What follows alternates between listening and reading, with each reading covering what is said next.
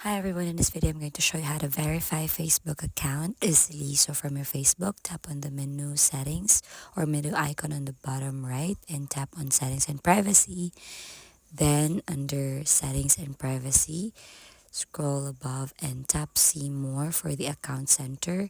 And you can see on the bottom part, tap on the meta verified.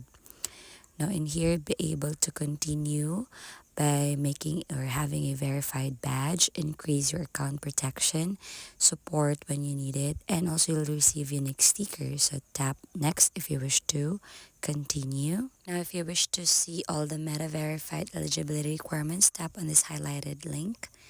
And then once you're already in there, tap the profile that you wish to be verified. And you have to pay here a monthly subscription for this.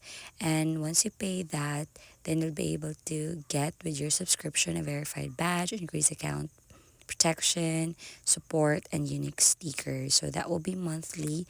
In other countries, it's paid in dollars, in peso and baht and any other currency.